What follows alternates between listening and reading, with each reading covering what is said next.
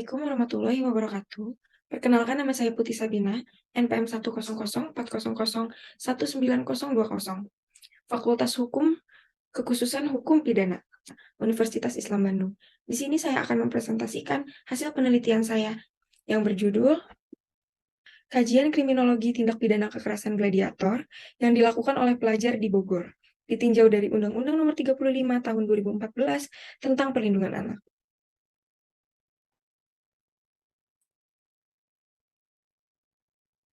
Penelitian ini dilatar belakangi oleh kekerasan, pasal 89 KUHP, membuat orang menjadi pingsan atau tidak berdaya lagi, lemah. Dijelaskan bahwa melakukan kekerasan artinya mempergunakan tenaga atau kekuatan jasmani tidak kecil secara tidak sah.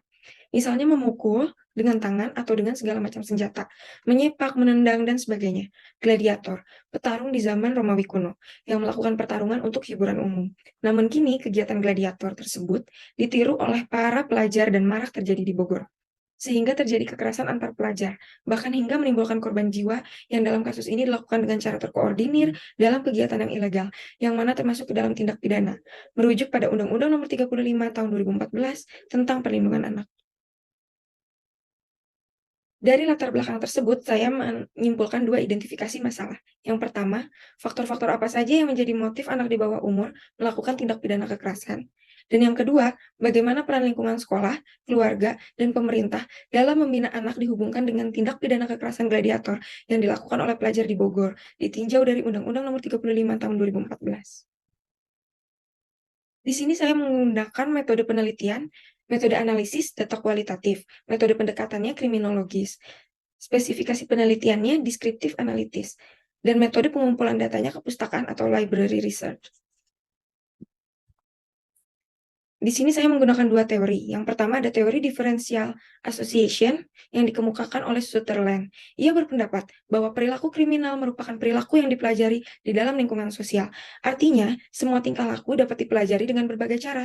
Yang kedua ada teori kontrol sosial yang dikemukakan oleh Travis Hirschi. Teori ini meletakkan penyebab kejahatan pada lemahnya ikatan individu atau ikatan sosial dengan masyarakat atau macetnya integrasi sosial. Teori kontrol sosial menunjuk pada pembahasan delinkuensi dan kejahatan dikaitkan dengan variabel-variabel yang bersifat sosiologis, antara lain struktur keluarga, pendidikan, kelompok dominan. Dan berikutnya ada pembahasan faktor-faktor apa saja yang menjadi penyebab kenakalan remaja. Yang pertama ada faktor internal, yaitu faktor yang berasal dari dalam diri remaja. Terdiri dari krisis identitas, faktor kepribadian, dan faktor status dan peranannya dalam masyarakat. Yang kedua ada penyebab kenakalan remaja dari luar atau faktor eksternal.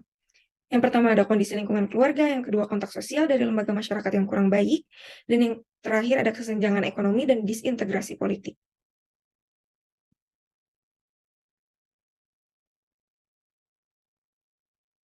Implementasi tanggung jawab orang tua, tenaga kependidikan, pemerintah, serta masyarakat terhadap kasus tindak pidana kekerasan yang dilakukan oleh pelajar dihubungkan dengan Undang-Undang Nomor 35 Tahun 2014 tentang Perlindungan Anak.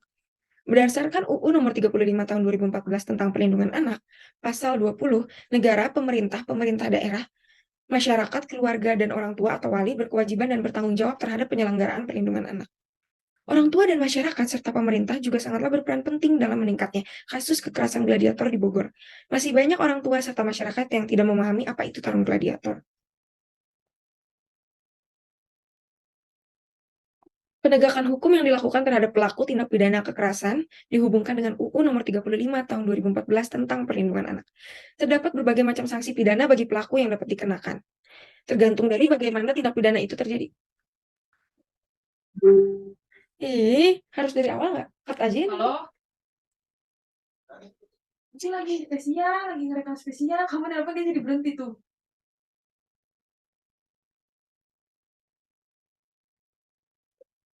Terus gimana? Baca bagian ini aja ya?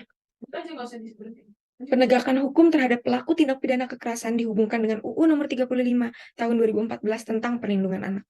Terdapat berbagai macam sanksi pidana bagi pelaku yang dapat dikenakan, tergantung dari bagaimana tindak pidana itu terjadi. Ada pasal 76B, pasal 76C, dan pasal 77B, serta pasal 80 Undang-Undang Nomor 35 Tahun 2014 tentang Perlindungan Anak.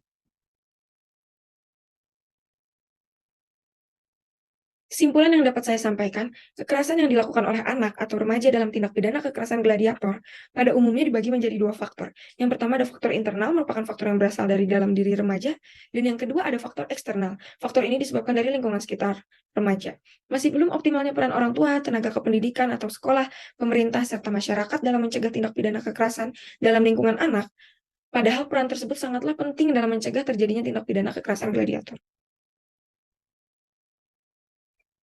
Saran yang dapat saya sampaikan diharapkan perlu adanya peningkatan upaya pengawasan terhadap anak atau remaja oleh lingkungan sekolah, masyarakat, keluarga, terutama orang tua, serta pemerintah daerah Bogor. Mengingat banyaknya kasus kekerasan gladiator yang hingga kini terus terjadi, yang disebabkan kurangnya penanganan yang tepat.